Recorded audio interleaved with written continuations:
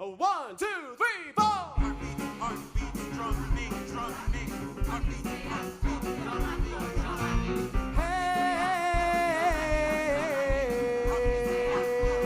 Hey, drag on my back a mighty boulder to the top of the quarry, and I throw it off the edge like a body off a cliff, but it won't break, it won't break, it won't break, it won't break, it won't break, it won't break. I've gotta break that rock, break that rock. Climb back down to the mighty boulder, and I carry the same dead rock up a hill, and my body is on fire as I slave away at the work, and I work and I work and I work and I work, and I throw it again and I carry it up, and I feel my soul coming into my bones, and I pray for the day the rock will break that rock. Up the slope, and inch by inch I'm breathing fast, but running faster. I will work till sweat and admiration fill my lungs. Oh, I'm a slave to the drive that is keeping me alive. I feel my soul coming, I feel my soul coming, I feel my soul coming in to break that rock, break that rock, break that rock, oh, break that rock. And I work and I work and I work and I work, and I throw it again and I carry it up, and I feel my soul coming into my bones, and I pray for the day the rock will break.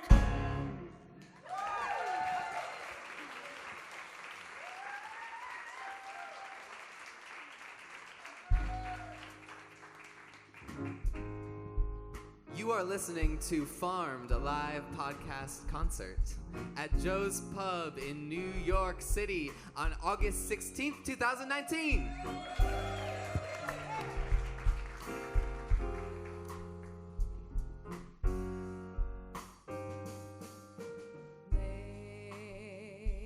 Labor, toil, and strife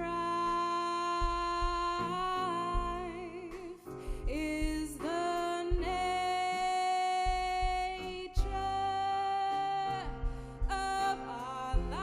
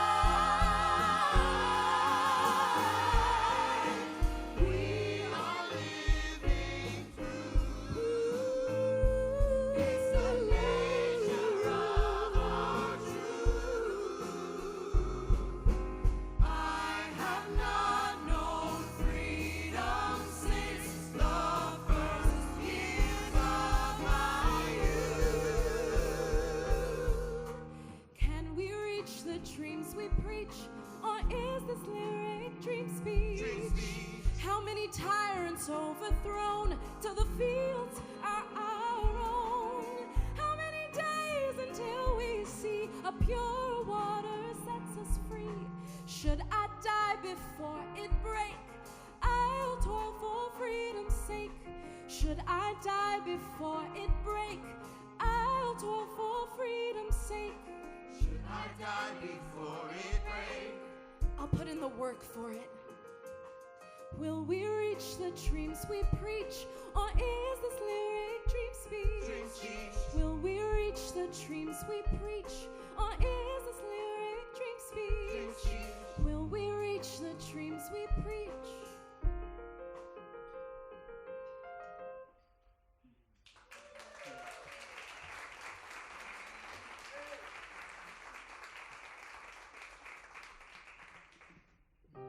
How are we all doing tonight?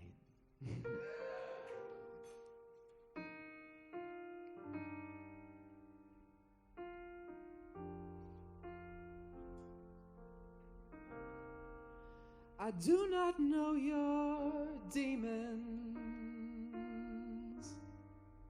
I do not know your scars. I do not know your history, but I'll try to get where you are.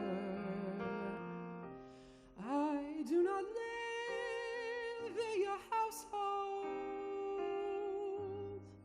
I am just learning your name. And maybe I'm no one to you. All the same, we're all the same. I will be open, I'm gonna listen. Lord, I'm hoping I'm not missing anything. Let the truth of unheard songs ring out into the crowd while our stories come together and come through. I am for you. I will come through.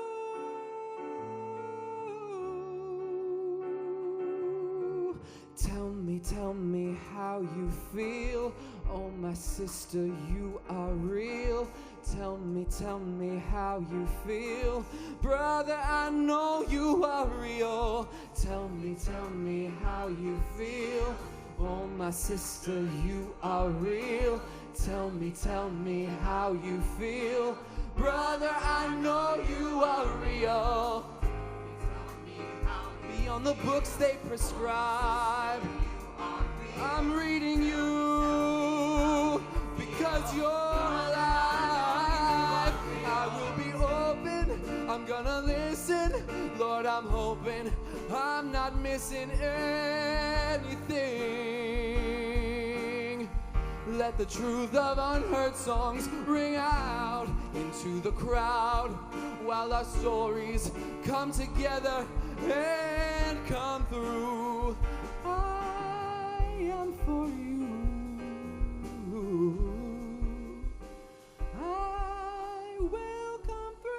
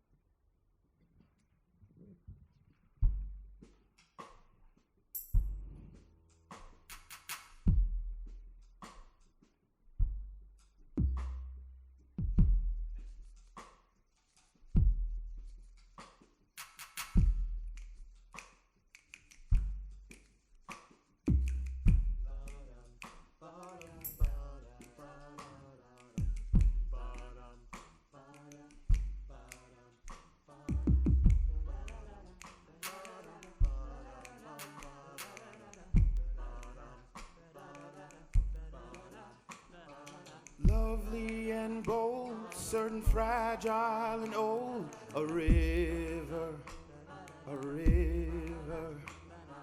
lovely and bold, certain fragile and old, a river. If you could imagine a future of any design, what would it look like? In George Orwell's Animal Farm, the animals are given free rein after chasing the oppressive humans out of their farm. Vast hills, infinite sky, a utopia. But as the pigs among them begin to spin laws into propaganda, facts become alternative facts. Laws are changeable, and language shifts the course of the world. All animals are equal, but some are more equal than others. Tonight we are going to be talking about how language is shifting our perception of the world. We will be speaking with Tim Guinea, from the Climate Reality Project, and Adafe Okporo, Executive Director of the RDJ Refugee Shelter in Harlem. If you could imagine a future of any design, what would it look like? And how is you being here tonight the start of creating that future? I'm Trevor Bachman, and this is Farmed.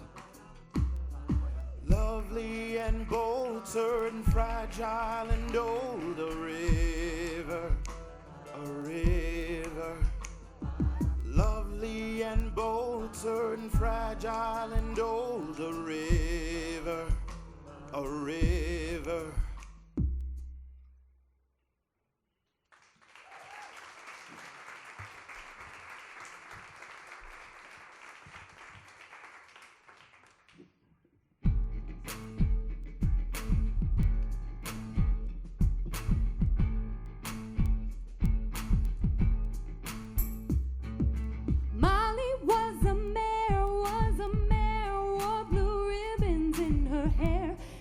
Expensive chocolate, loved the finer things, and she gazed in the mirror, yeah, she gazed in the mirror. Molly gazed in the mirror to admire her figure in the glass,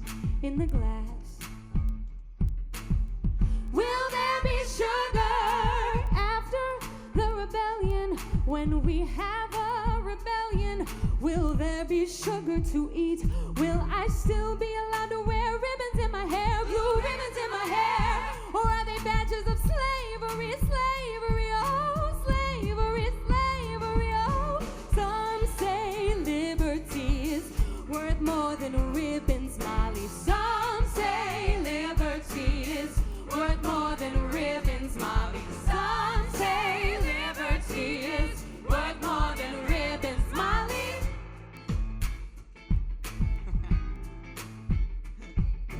Molly was a mare, was the ribbons in her hair, with expensive chocolate and the finest things, and she gazed in the mirror, yeah, she gazed in the mirror, Molly gazed in the mirror to admire, in the mirror to admire, still be allowed to wear ribbons in her hair.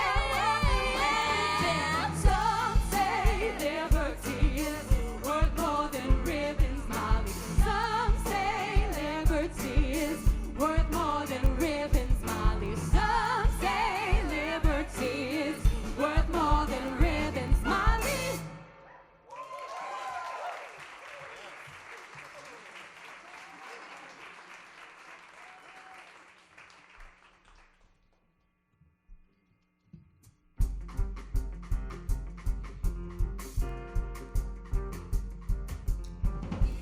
Evil does, no matter the cost, it's never enough. Give me the sugar, I got to get high. Work for the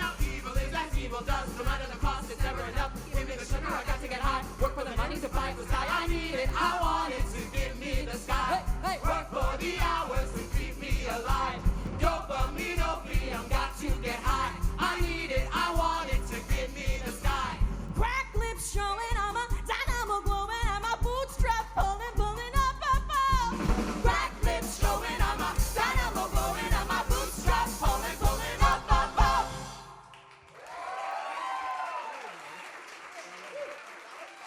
Yeah, okay.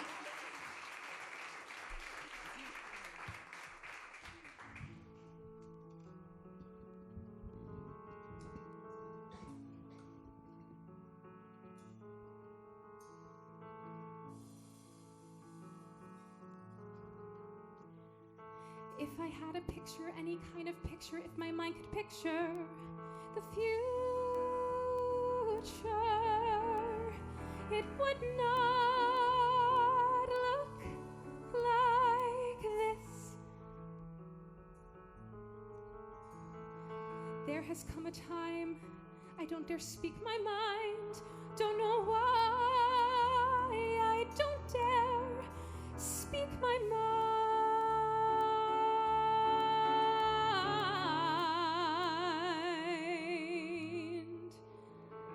Such are my thoughts, such are my thoughts, but I do not have the words, the words. Such are my thoughts, such are my thoughts, but I do not have the words, the words. If I could speak my thoughts, I do not know what they would say. Maybe they'd sing for a memory gone away. I am dying, Mama. You are dying too. We're dying, Mama. What am I to do but die in you? I am dying, Mama. You are dying too. We're dying, Mama. What am I to do but die with you?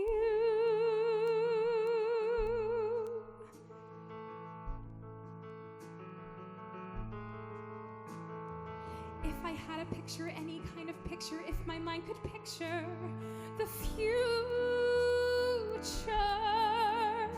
it would not look like this. Infinite sky, oh Mother Earth, I cry, you're all I've got. Grassy knoll, vacant lot, I've been looking for meaning, but instead I'm screaming out, I'm bleeding out. Such are my thoughts, but I do not have the words, the words. Such are my thoughts, but I do not have the words, the words. If I could speak my thoughts, I do not know what they would say. Maybe they'd sing for a memory gone away. I'm dying, Mama. You are dying too. We're dying, Mama. What am I to do but die in you? We're dying, Mama. You are dying too. We're dying, Mama. What am I to do but die with you?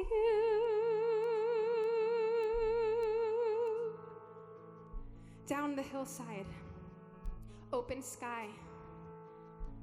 If she could have spoken her thoughts, it would have been to say, it would have been to say.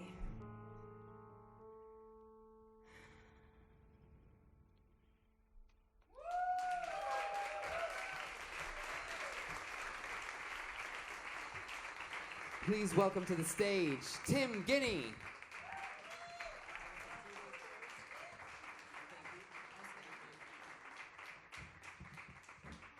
Yep. Yeah, you may stay.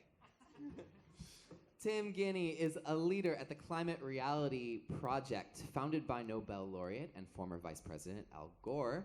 The Climate Reality Project is a diverse group of individuals who seek to catalyze a global solution to the climate crisis by supporting urgent action across every level of society.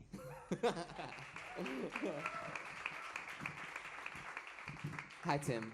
That was terrible. When I came here, Trevor said, he told me who I was coming after, and he said, she's going to make you cry, and she did, so I hate you now. Well, I love you. Thank you. I would love to know and start this conversation with just what sparked your journey into climate activism.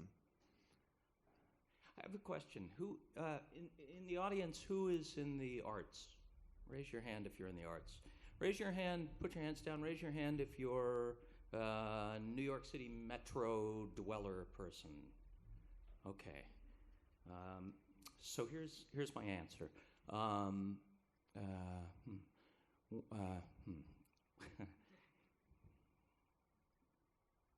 When I was 13 years old, I got a letter from Jacques Cousteau, who old people like me will know who is.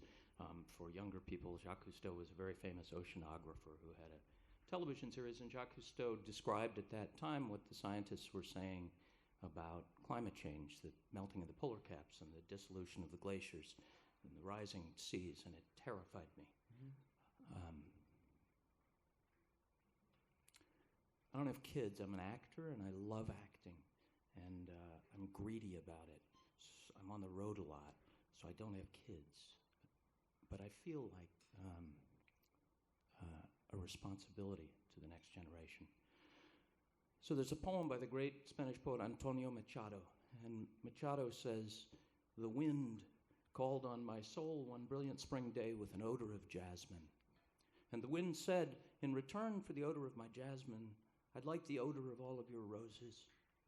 And I said, I have no roses. All of the flowers in my garden are dead. And the wind said, well, I'll take the withered petals and the yellowed leaves. And the wind left, and I wept. And I said to myself, what have you done with the garden that was entrusted to you? What have you done with the garden that was entrusted to you? What have we done with the garden that was entrusted to us?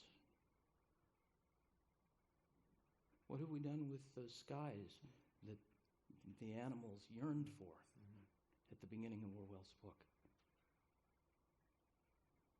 I was moved by that last song. I'm a fireman, is another thing I do. And at 9/11, I was down after the collapse of the buildings, working in the DMAT hospital in the Morgue Stadium grounds, and got cancer, like so many of us, and had this incredible realization that we're all dying. We all have a window, this glorious window, this opportunity to be of service to the world and to future generations. That's what we have. So my friend cancer taught me that. I don't have cancer anymore, by the way, which is great news. So that's a little part of it. But also, you know, when the singing started, I had a shiver, and I thought, that's it too. It's that magnificent recognition of the specialness of life, you know? That calls to act, to protect this thing. Yeah. Sorry. Wonderful music, and then Mr. Downer is here. So, as you've said, in America, there are a lot of pockets of dissimilar belief about the reality of climate change. You've said this is a symptom of our inability to talk to people whose views oppose our own. what methods have been successful for you personally as somebody who's regularly entering these circles of which you're not a part to try and have these conversations with people? So next week I'll be in maximum security prisons talking about climate change, and I've talked to Houston oil industry executives and Republican firehouses and all kinds of things. The first thing is to recognize who's my audience. You know, find out, are there artists? Can I tell a poem at the beginning? Do I want to talk about New York City? What matters? If I'm here in New York, I'm probably not going to talk too much about the polar bears. I'm going to talk about the fact that New York Harbor is 15 inches higher than it was in 1900. There's $129 billion of New York City real estate currently lying in flood zones. The DEC is projecting a 75-inch rise in sea level rise. And you refer to it as a climate crisis. I correct? do. Yes. Climate change doesn't mean anything, and the fact is, this is happening. It's not something coming down the road. We're in the middle of it. We're in it now, right now. Yep. So that's the first thing. The other really big thing is, if I'm going to talk to a group of people, my cousin Buford at Thanksgiving dinner, which I think is the most important thing. I think part of the failure of the environmental movement is we talk in the bubble, and I have to face those people who don't believe me.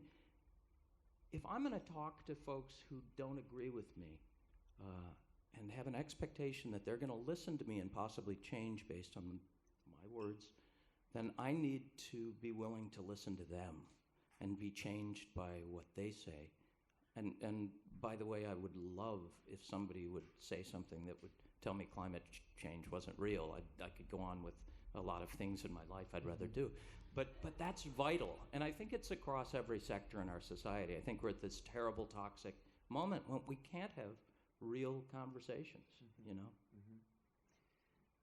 You've cited that the United States will have something close to 100 million new migrants by 2050. What is the impact of climate change on migration? So according to the International Center for Migration, there's going to be 250 million climate refugees worldwide by 2050. Slightly problematic because the United Nations doesn't recognize climate refugees as a legal entity. So we're in a situation. So when you look at the world, Bandar Mashar, Iran, for example, had a heat index of 165 degrees Fahrenheit. Heat index is the combination of temperature and humidity. It's that what does it feel like thing. You can't survive in that. It's very challenging for human life. Doctor told me you've got about 3 hours. It's challenging for human life and animal life and plant life. In Kuwait City, they recently got to 127.4 degrees Fahrenheit. It was so hot, birds were dying and dropping out of the sky from heat exposure. We cannot expect people not to get out of the way when that's going on. So right now, Guatemala and Nicaragua have had 3 sustained years of drought because of climate change. And a lot of this migrant caravan thing that people are talking about is food shortage issues, is people trying to get out of the way of that. And we need to recognize it. 10% of the population of Puerto Rico has now moved to the United States in the wake of the hurricane there. So again, while I cite that thing about 2050, it's real and it's happening now. And the people most impacted by it are the poorest. Women, LGBTQ people have the roughest time. And there's multiple studies about why. There's terrible violence against women, terrible violence against LGBTQ folks in the wake of natural disasters. And there are incredible studies around this. The Pope did a whole thing about this. And, you know, we're all equal, but some animals are more equal than others, Mr. Orwell says. And I was with the Commissioner for Human Rights from the Philippines. They had a terrible cyclone hit.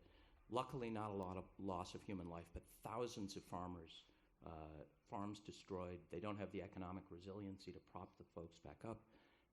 And there are thousands of people homeless now. We are affecting all kinds of people.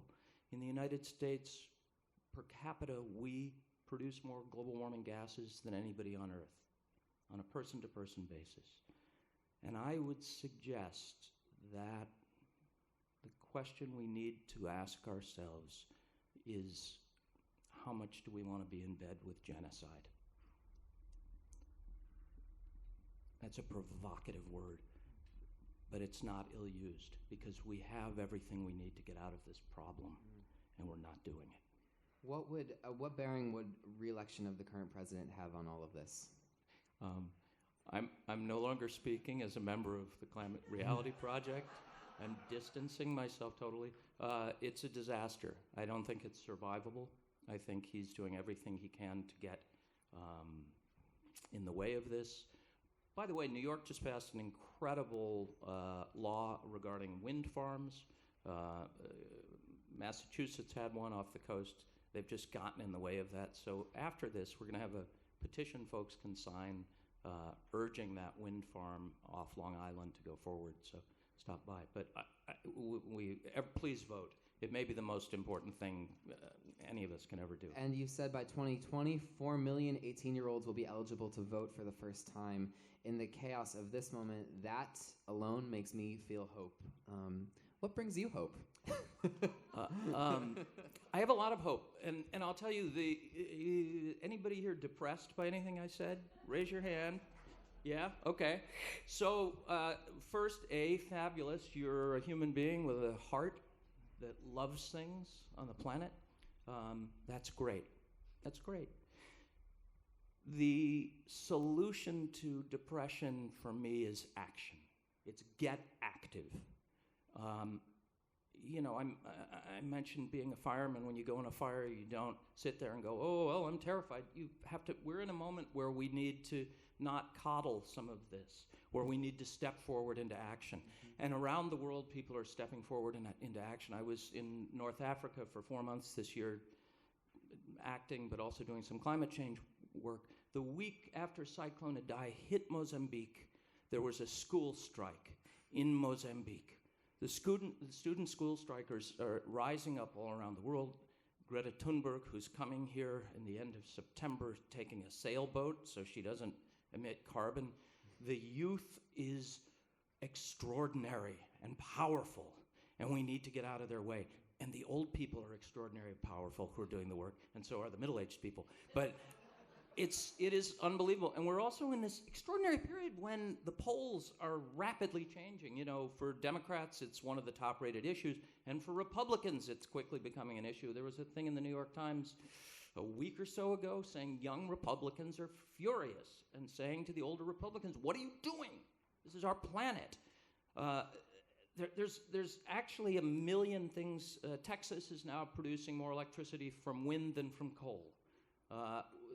There are a million things to feel good about, and if you get active in this, you're going to discover them.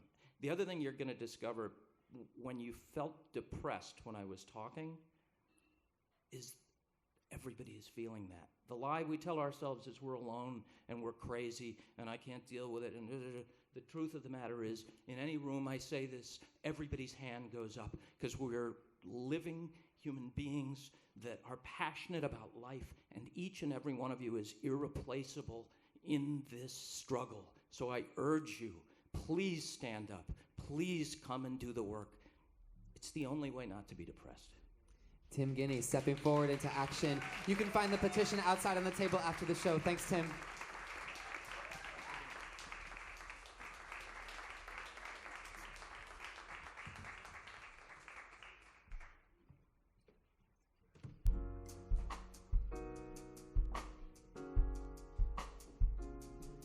And the choir's coming back.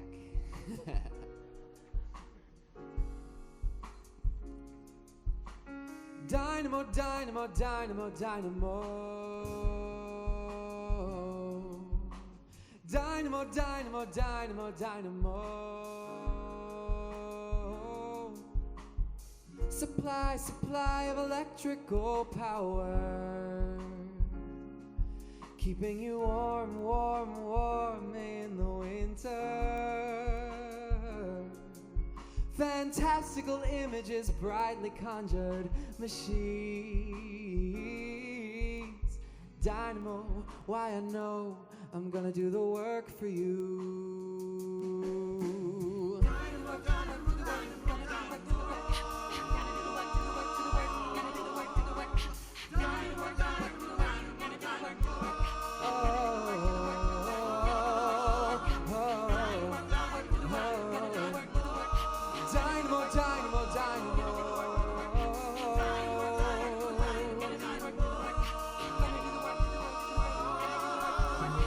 closeted in my shed for hours on end. Books held open by a stone. One piece of chalk is how I can talk my heart. Drawing line after line after line after line after line after line after line after line after line.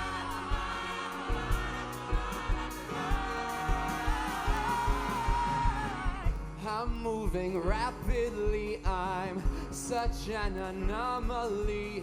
A complicated mass of working cogs and glass.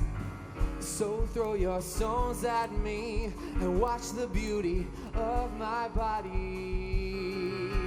Shards reflecting colors in the air. I'm everywhere. I'm a dynamo, dynamo, dynamo, dynamo.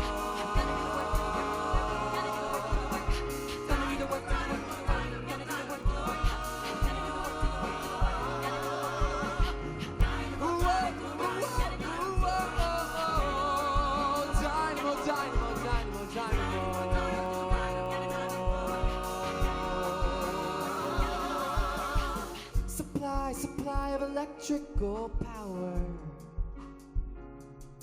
keeping you warm, warm, warm in the winter. Fantastical images, brightly conjured machines. Dynamo, why I know I'm gonna do the work for you.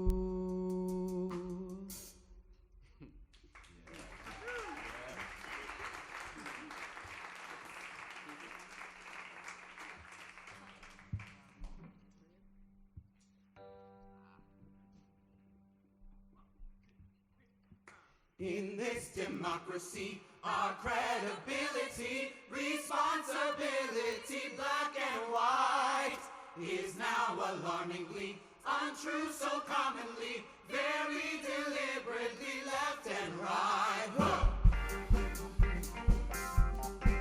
They're spreading rumors, rumors, rumors.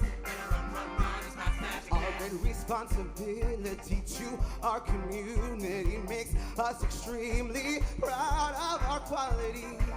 But we're concerned about the common trend of irresponsible, one-sided stories plaguing our country. They're spreading, they're lying. They're just platforms pushing competition. They're spreading rumors, pushing politicians. Caught up, liars. Do not publish stories of bias. News, you know that everybody loses when our freedom's abused. More alarming is some of you are spreading rumors, rumors, rumors that just aren't true. Spreading rumors, rumors, rumors, they lie, lie, lie. They spreading rumors, rumors, rumors. Better run, run, run as fast as you can. Platforms pushing politicians caught up in that opposition. Platforms pushing politicians caught up, lying. In this democracy, our credibility, responsibility, black and white, is now alarmingly untrue so commonly, very deliberately black and white.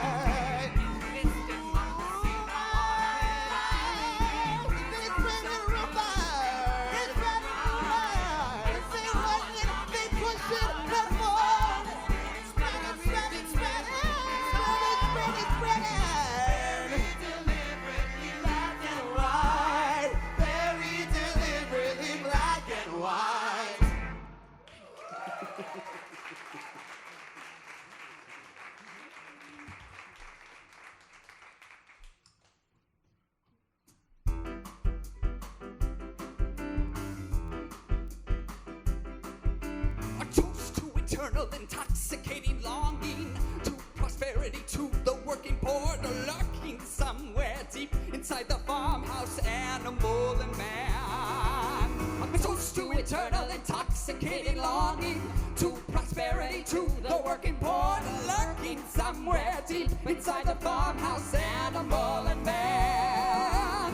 What had altered in the faces of the pigs? Old eyes fitted one face to another. Some had 3 chins, some had 4. Some had 5 chins, some had more. But what was it? What was it? Melting, changing, easy does it. But what was it? What was it? Man and pig, and which one was it? To internal intoxicated longing, to prosperity, to the working poor, roaring, roaring somewhere in the farmhouse, animal and man. We're roasting dignity tonight at the farmhouse, drunk on power and brandy and blood. It feels impossible, so damn impossible. It is impossible to tell a man from pig. But what was it? What was it? Melting, changing, easy does it. But what was it? What was it? Man and pig, and which one was it? A toast to eternal intoxicating longing, sharp, vicious violence and progress. A toast to getting farmed inside the farmhouse. All are alike, are alike, are alike. A toast to eternal intoxicating longing, toast to curious, furious denial. A toast to getting farmed inside the farmhouse. All are alike, are alike, are alike, are alike, are alike, are alike, are alike, are alike.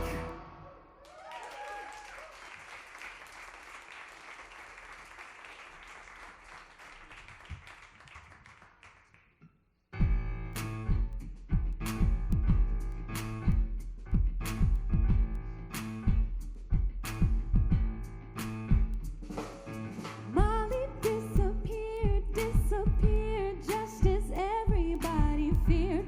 Not a single body knew where she had gone. Nothing was known of her whereabouts till after many rumors, many strange accounts. She was spotted outside of the public house, sucking up sugar ounce by ounce. Oh, Molly was ensnared as her scarlet ribbons glared. In the rearing, overbearing sun, her coat was fully clipped. She was more beautiful than Molly had ever been. She ran away, ran away, ran away, ran away, ran away, ran away, ran away, ran away, ran away, ran away, ran away, ran away. Some say liberty is worth more than a ribbon's market. Some say liberty is worth more than a ribbon's market. Some say liberty is worth more than a ribbon's market.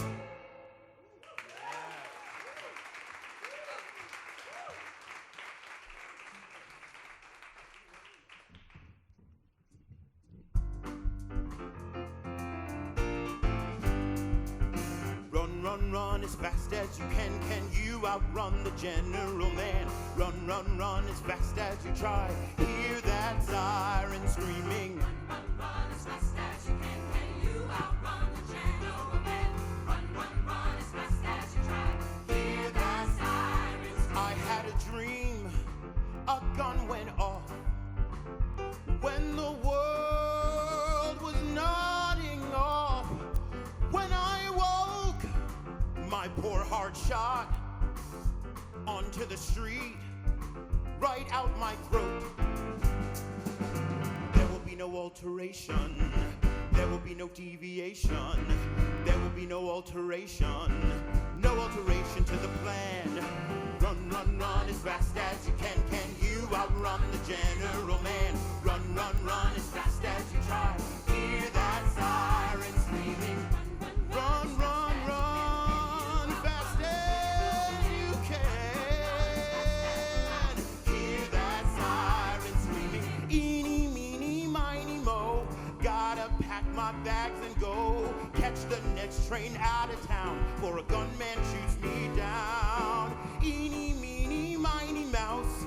This is a murder house. Gotta get together and get armed, or we get farmed. I had a dream, I lost that race. Police shadows over my face. I had a prophecy, a fortune telling, prophetic yelling, a blare alterations. There will be no deviation. There will be no alteration. No alteration to the plan. We have seen such devastation in our free and founded nation. There will be no alteration. No alteration to the plan. Run, run, run as fast as you can. Can you outrun the general man? Run, run, run as fast as you try. Hear that siren screaming. Run, run as fast as you can. Hear that siren. Hear it scream. Hear it scream. Hear it scream.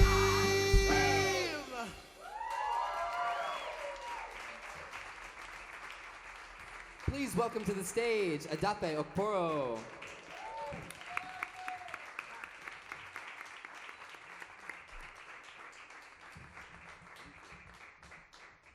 Adape Okporo was born in Warri, Delta State, Nigeria, and currently resides in New York City. He is a public speaker, author, and executive director of RDJ Refugee Shelter in Harlem. He self-identifies as a member of the LGBT plus community that led to his displacement in 2016. He is now a refugee of the United States. Thank you. Hi, Adape. Nice to see you, Trevor. And you. I'm so happy you're here with us today. Thank you very much. How did you come to find yourself in the United States and later the executive director of RDJ? So, it's a long story. I just have to say, like, a short version of it. But migration is not an easy voyage. Like, there's always this concept that I don't want to dispute, like, our knowledge base or how we understand migration, but like there's always this sentiment that people who are coming to the United States are coming to look for a better life. That is so true, 100%. But everybody do not choose to come to the United States knowing the full baggage that comes along with coming to the United States. Because before I came to the United States, I didn't know that being black was something different.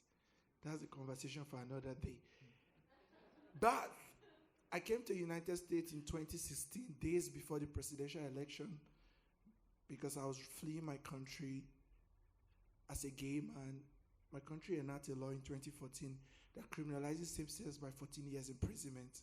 So it wasn't conducive for me to live in my country anymore. I had to flee. So I came to the airport. I came with a visa, so I wasn't illegal. I was supposed to stay here for 6 months and return. But I picked up my bag. I don't know anybody in the United States. I asked for asylum at the border. I was detained from New York. I was driven to New Jersey. I went to immigration court. I was granted asylum. And that was when, like, the shit started. Because I was released by 10 p.m. in the night after staying in the detention center for 6 months. I was detained from New York, driven to New Jersey, Elizabeth, New Jersey, in the middle of warehouses. And I was released by 10 p.m. in the night after staying inside that warehouse and not seeing sunlight for 6 months. Where should I go to? No family, no friend. The saga continues. So I discovered that housing was a big issue because I faced that same issue. That's why I started the organization in New York City that provide transitional housing for asylum seekers who are granted asylum, who just stumble on New York City, and they are trying to find their way through.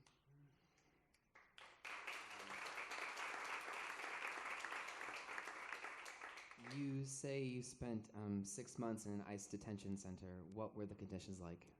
Everybody sees it on TV nowadays, except you're a foreigner to America, because somebody stayed in my house last night and was telling me that everything that Trump does is good, except you don't live in America that we live in, or you are blinded to everything that is happening in today's America. Everything you see on TV is just a tip of the iceberg. If that can be seen on television, imagine what happened behind the camera. So I came from Nigeria to United States with less than $200 in my pocket. When I was detained in ICE detention, to place a call to Africa is very expensive. So I used to work for $1 a day. So like in detention center, we run the detention centers, but they pay you $1 a day. So 31 days, you make $31. to be able to call your lawyer or continue your case. And like pizza is $1. I didn't know that. In the detention center, the day they gave us pizza for being the cleanest dorm, we all celebrated. Imagine what kind of food we eat before we were able to celebrate pizza. If you know the history of how pizza came to be as a food, like it was regarded as a food for poor people in Italy and so on. So, like, I can't explain how it is without crying, and I don't want to cry because I don't want you to sympathize for me. So I'm just going to say that everything you see on TV is just the tip of the iceberg. It is much, much worse than that, especially when you are a member of the LGBTQ community. For a trans person, a trans person was brought from Honduras. She's female by all looks, but in her birth certificate and in her passport from Honduras, because she cannot change a birth certificate, it says male. And they brought her to a male detention center with all features of a woman. She's subjected to like violence from other men. She can't use the bathroom, nothing. In addition to that, me that is from Africa and people who are in the detention center are from third world countries and LGBTQ people are still frowned out. Those perceptions are brought. I don't know if you guys accept gay people or not, but I'm just speaking like you do. So just follow up. If you don't, just continue from where I am.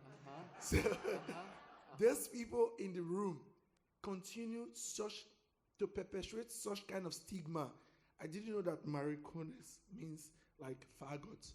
So like people from Central America call you maricon and things like that, compounded with the fact that you can't go outside of a detention center and you're having anxiety and depression. It just makes you feel like you want to go back to your country where you are suffering persecution from. If you don't know now. In 1981, when Ronald Reagan was president, detention center came back to deter Asian migrants from coming into this country. In 1982, it was expanded, and the memos in Reagan administration show historically that people in America have instituted this system to deter people with my skin color from coming into this country to be able to protect whiteness in this country. And under the Trump administration, they have increased the amount of bed space. All your tax-paying money is used to detain people from 35,000 now to 45,000 every night. People must be detained in America. And it used to cost $150 a night. Now it's $201 per night per person. You might not want to hear this, but this is the bone of the issue. Detention centers, some of them are run as private prisons, and they trade on the New York Stock Exchange. Go and look at the stock of the Star Group and all these groups that run the detention center, like Correctional Corps of America. Their stock have grew day after day since 2016 till today because they are creating provision, and we are all blinded by what Trump is saying on TV. But behind the television, detention centers, if you don't know, they're saying that they're trying to keep criminals away. The standard that they hold me to, they can't hold an ordinary American to that same standard. So if your forefathers came here and they were not held to such standard, of what use it is to hold me to such standard? Because I willingly submit myself to immigration at the border. So how am I a risk to Americans? If I've been living in America for 3 years now, and I've been a risk for that 6 months I was in a detention center, why have I not blown up this place? So we should, when we are thinking about immigrants, seriously, it's a big issue even between liberals, not just right-wing people. The image you have of immigrants is like very disgusting.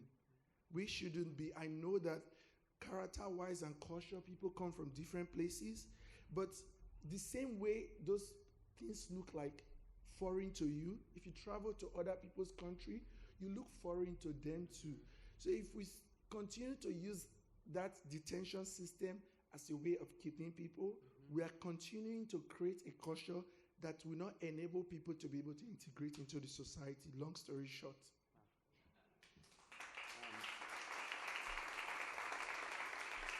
The late Toni Morrison often said, "We do language." Language is a thing that we do. And George Orwell suggests that language, the language we use to depict a situation informs our understanding of a situation. For example, the use of the term ethnic cleansing to describe, say, genocide. How is language currently being used around immigration to create another class of people, and how might we use language to actually combat this trend? So I'm from Nigeria. There's a popular Nigerian author, Chimamanda Ngozi Adichie. She gave a TED talk that says danger to a single story. And one of her quotes said, when you portray people as one thing and as one thing only, you see those people as that thing. Before I came to America, I thought that sincerely there was no form of corruption in America.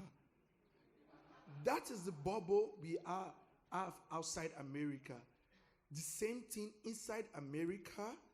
People who have not traveled outside this country have a bubble about what Nigerians look like. Somebody told me that you are a refugee and you have a master's. You are not a refugee.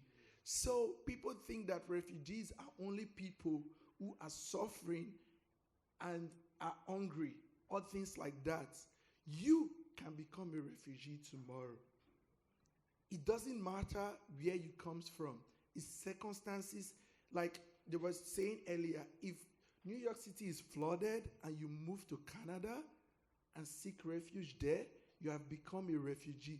In 9/11, if you have seen the movie on Broadway, Come From Away, American citizens were flying from different countries back to America, but they have to clear the skyway.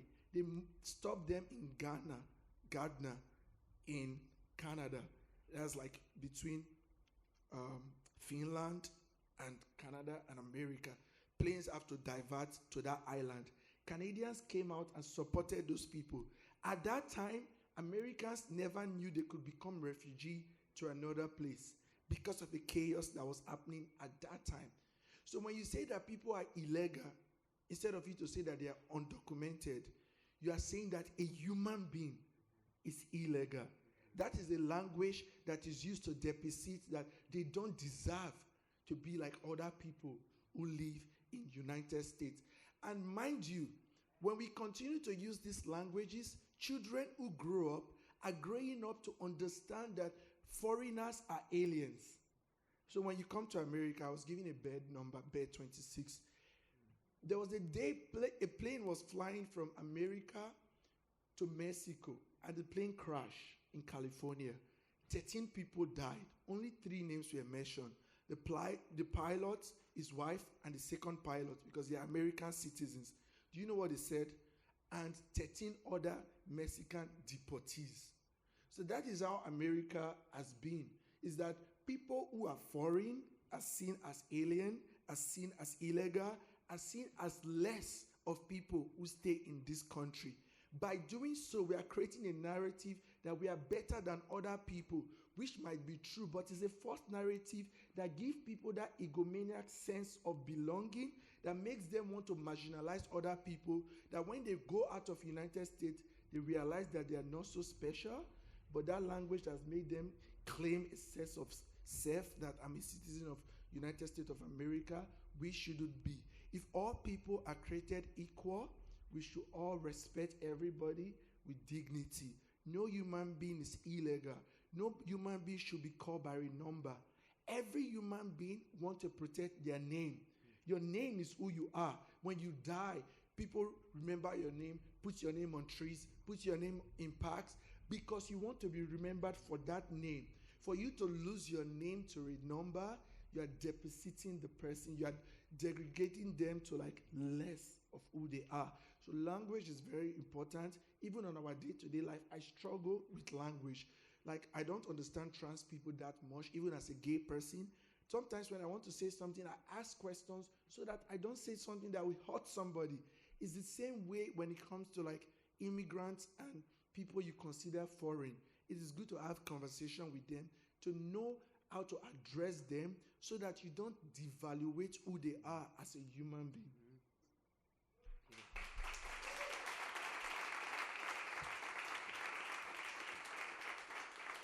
You've said In the future, there will be another Trump. In Animal Farm, George Orwell notes how the cycles of history repeat themselves. Any cursory examination of the last 100 years of our history shows what happens when we detain and vilify groups of people based on race. What are some recent victories, and what do you see being done to disrupt the cycle? I don't know. I was watching CNN the other night, Farid Zakari, and they were showing the state of hate. And this guy is a Yale graduate. There's a show called The State of Hate? Yeah. So it's just to explain how hate grows in America. A Yale professor came on TV and was explaining what whiteness means. That if you're like Italian, Catholics, Jews, you are not white. That you have to be German, maybe Czech Republic. That they're not saying that diversity should not happen in America, but they should allow them to have their own clans, their own towns that should not be integrated of people of different color. One thing that I'm very proud of about America today is that although the conversation by and large is like going like on the side, but race is an issue that is coming up every day and night now, that people are getting to understand that we have played on race for too long and we need to confront it as a national issue. But one thing that is very good, I feel is positive, is that young people are coming to understand that the use of social media can help us to propagate messages. And like before, I would never find a gay person from West Africa who is a refugee in America. But by the use of social media, there's bad and there's also good. It creates visibility for me to go online and score the internet and see that there's somebody else like me who is not just far from me. So that sense of belonging gives me that I could find places where I could feel safe. I could create community for myself also. Here in America, I couldn't have survived if not for ordinary day Americans who open their doors to me, decide to bring food for me in the morning, or run as volunteers for a shelter or things like that. So I would say is that there is chaos on media because media sells on those bases. Media cannot sell if there is no dramatic story. So I don't use media to score what is happening in America. If Americans are bad people, no refugee will resettle in America. And America successfully, this year they have resettled 24,000 refugees, although the federal government is cutting, but ordinary day Americans are opening their door, running phone booths, volunteering for organizations, working as philanthropists. I have this concept of like being a bridge, that you cannot be an invisible bridge. I know of somebody, a friend of mine, he works as a president of a museum in New York City, and called me one day and said, "Hey, Daffy, I know you are running an organization for a group that are not eligible to vote.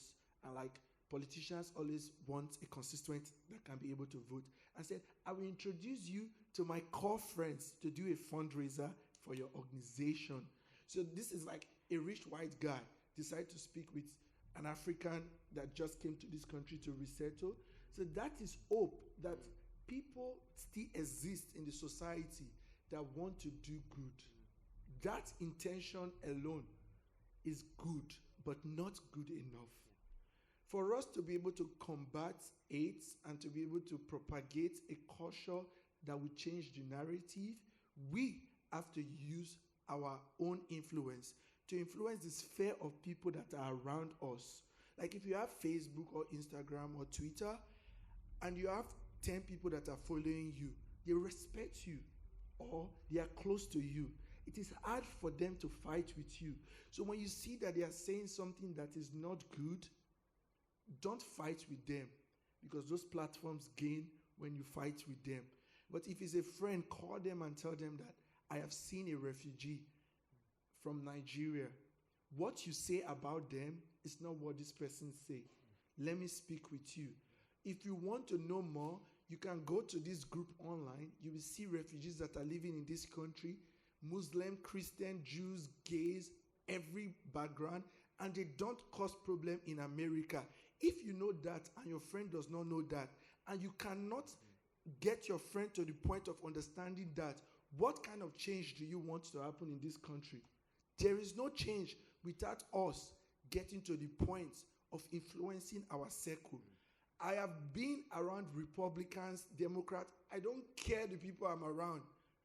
I tell them that I'm not here to fight you, but I'm just here to explain to you, listen to me, and I will listen to you. And they have gotten to the point to listen to me and said, Kai, you have gone through this struggle to be here, and you still fight for other people.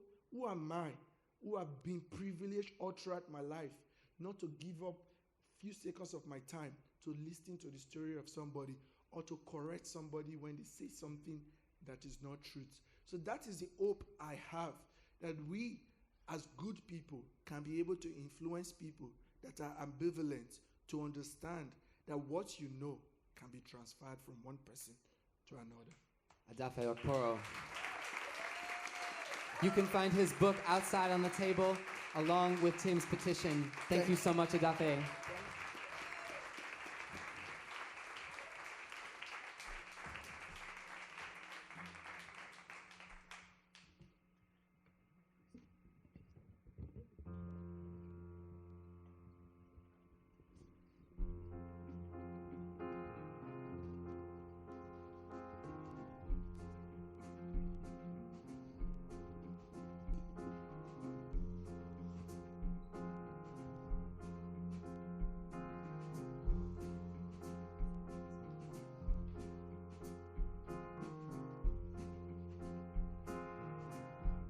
One moment while we receive our next singer to the stage.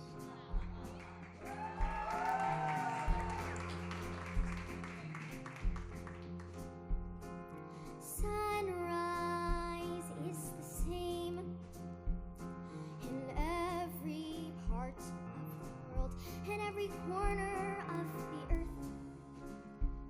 Same picture, different frame, and a sunrise is a sunrise, is a sunrise, and it's always the same. People are the same in every part of the world. Some are kind and some are cold. Same people, different name, and a person is a person, is a person, and they're always the same. A boat is just a boat. Some sink, some stay float. And letters are just words on paper. Someone missing, somebody else wrote. Laughter is laughter. Cries are just cries.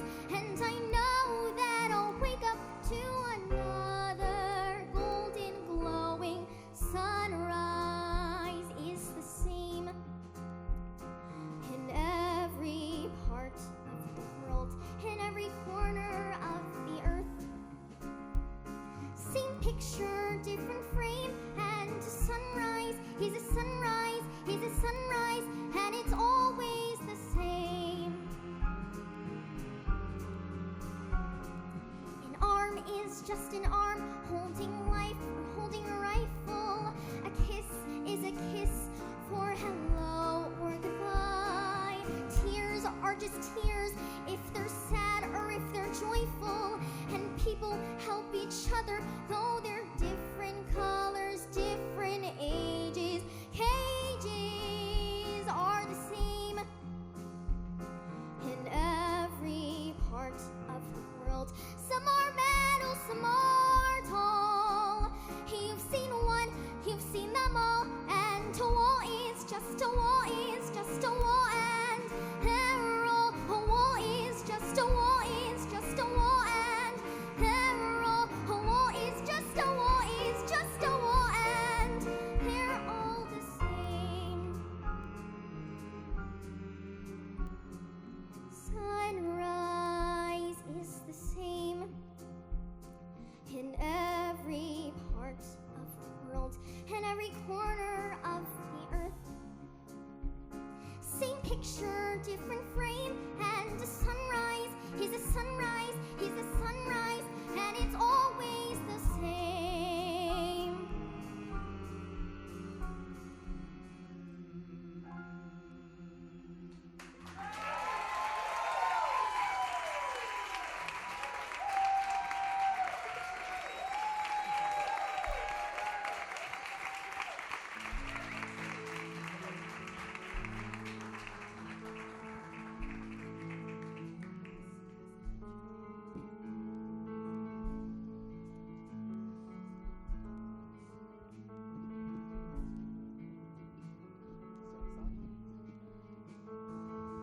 In the future, we will genuinely care about all Black lives. In the future, I hope to live in a world where all children know the true feeling of freedom. In the future, children's lives will mean more than the freedom to purchase automatic weapons. In the future, we will all listen to our mother, nature. In the future, we will all be a little more empathetic. In the future, we will stop repeating these tired, old, corrupt cycles of the past. In the future, there are no cages. In the future, men will be held accountable for what they say and what they do. In the future, people will be empowered to be vulnerable and celebrated because of that vulnerability. In the future, my oppressors will no longer have the power that they hold today. In the future, dirt and trees will reign supreme. In the future, honesty will be valued over a good story. In the future, I will attain wisdom, and through wisdom, understanding, and through understanding, freedom. In the future, recovery and healing will be available to all without stigma.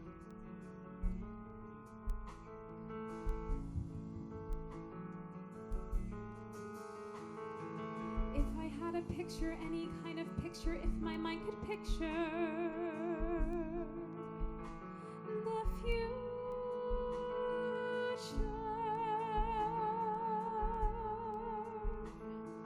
Cleaner water, good for the soul, helps me live. Like this. Longer.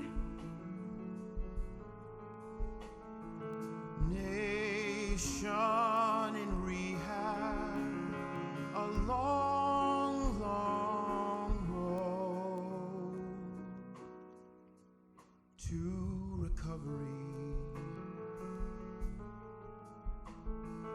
Cracked lips, thirsty, begging for more, begging addiction of working poor. Nation in rehab, a long, long road To but die in you. I'm recovery.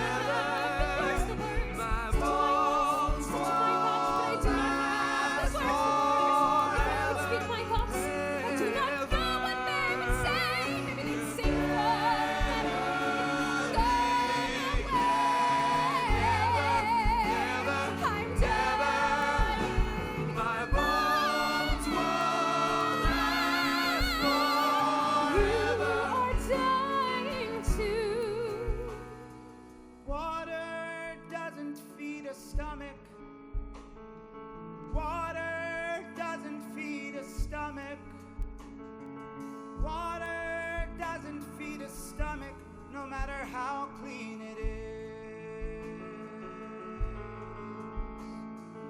Water doesn't feed a stomach. Water doesn't feed a stomach. Water doesn't feed a stomach. Water doesn't feed a stomach. Water doesn't feed a stomach, no matter how clean it is.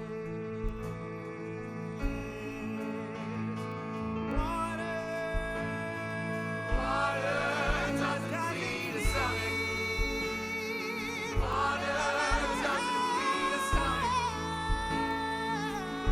No matter how clean it is.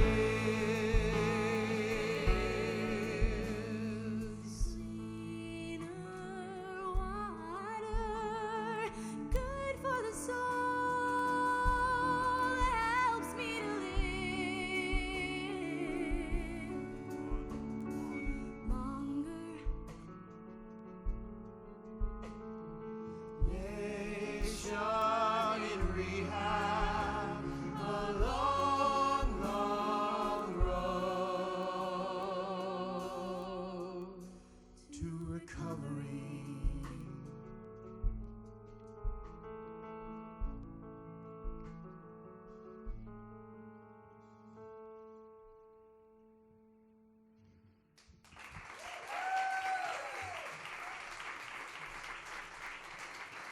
All right. We got just a couple left for y'all. I'd like to thank every single person on the stage. Josh Quat on guitar. Noel Brennan back here on drums. Abel Garriga on keyboard. We have David Andre, Neil Tyrone Pritchard, Vishal Vaidya, Jonathan Christopher, Angel Lynn, Luke Marinkovich-Jones, Michael Lors, Josephine Spada, Will Bellamy, Maya Sharp, Kyla Wooten, Silver Wallace, and Barry Lobo McLean.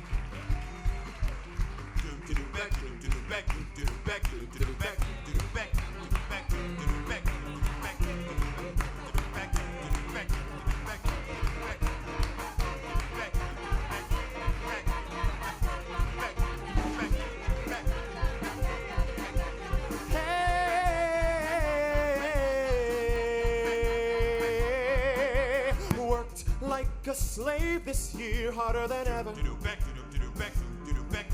Appearance has altered, body shrunken.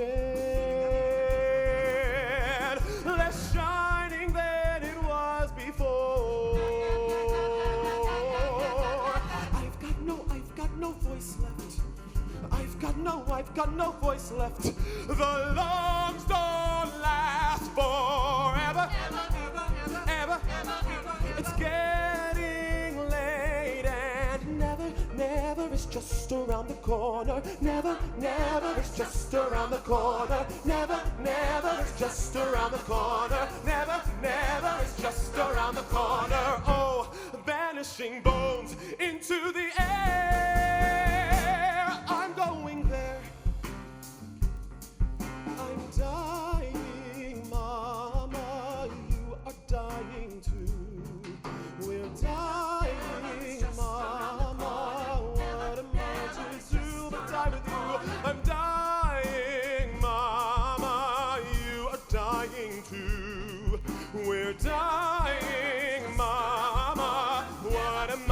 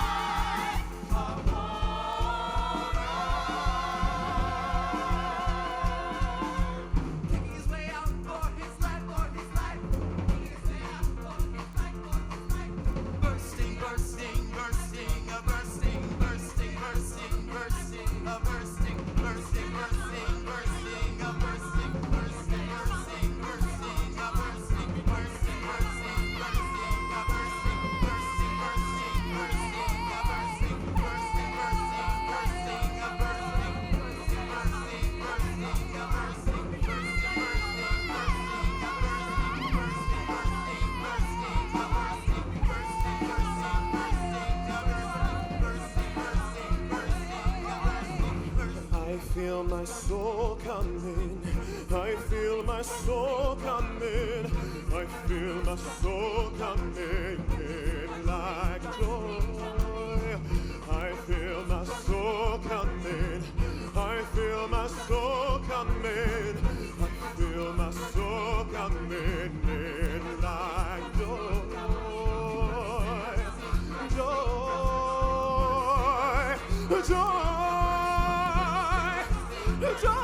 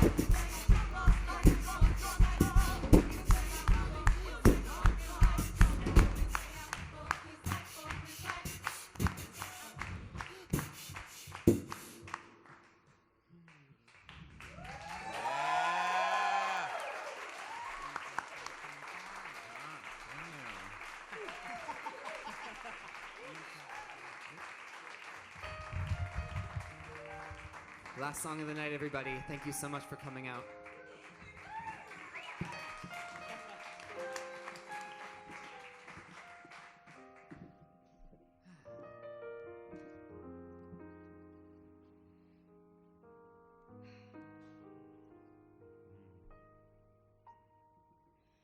Coated in dust, coated in coal, coated in tiny bits of soul, all left over when we are over. Please fill up my lungs.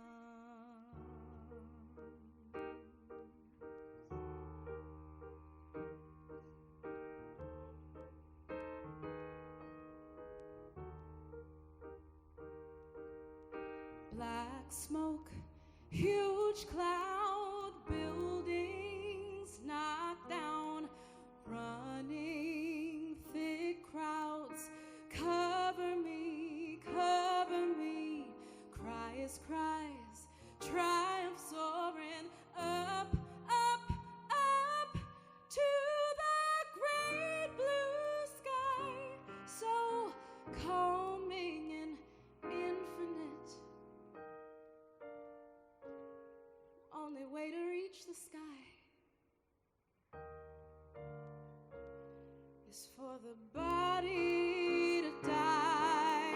Still we are climbing inch by inch, by mile, by rock, by brick, and still we are running step by step, by year, by hour, building that tower.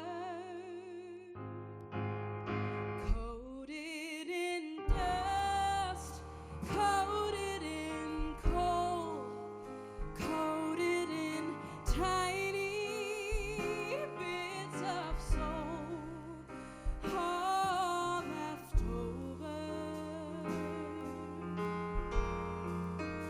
when we are over. Please fill up my lungs.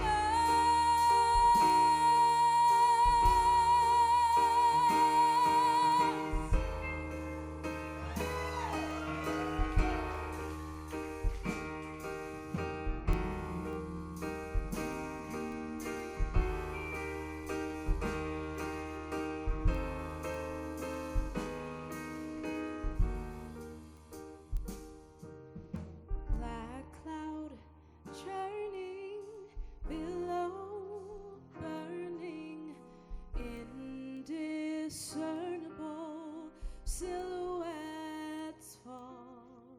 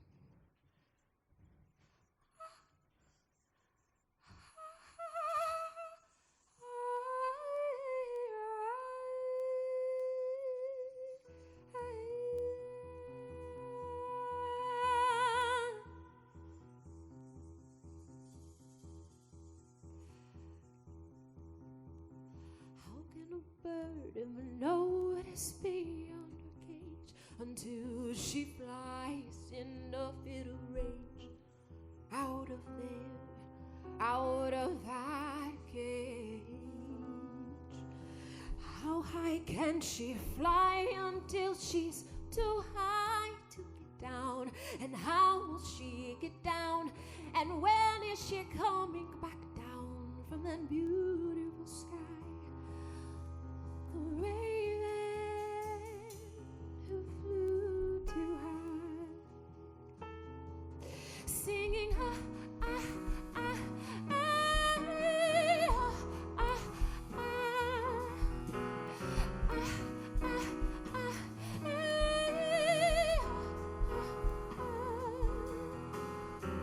Does she continue to ascend in blissful raven rapture? Does the panic of low pressure, the panic of thin air set in? Is she drunk on her own dizziness? Is she wasted on adrenaline? And does it matter that it doesn't even matter much at all? The raven who risked it all. Her story will end as any other who went any other direction, and her story will end as any other who went any other direction, and her story will end as any other who went any other direction. Oh, did she pack her nest that day, the day she flew so far away? Did she say goodbye to her babies who never learned the way to fly themselves? Did she only feel ecstasy when she finally left the farm? Did she feel everything? Did she feel nothing? Did she feel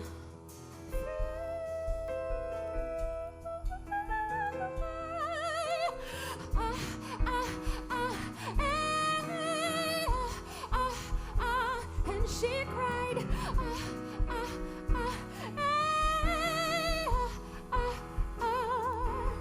she flew over the windmill, over the chicken coops, over the shell that made her, over the love left behind her nest, so her tiny ravens could have the best.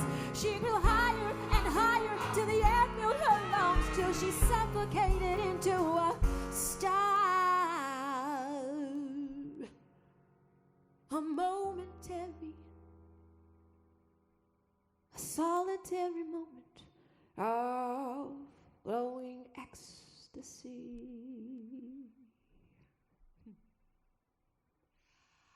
How can a bird ever know what is beyond her cage until she flies in a fit of rage out of there, out of that cage? How high can she fly until it's too high to come down? And how will she get down? And when is she coming back down from that beautiful sky? The raven who flew too high, singing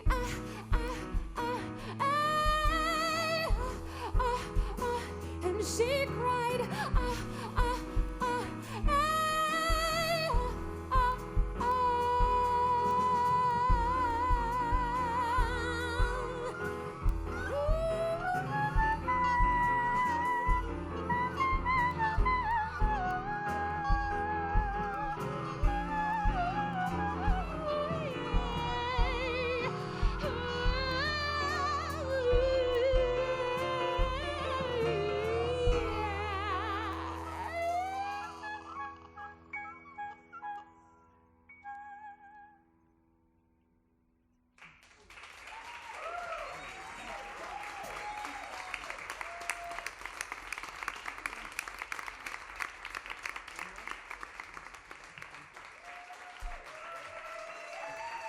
We'll be upstairs in the library.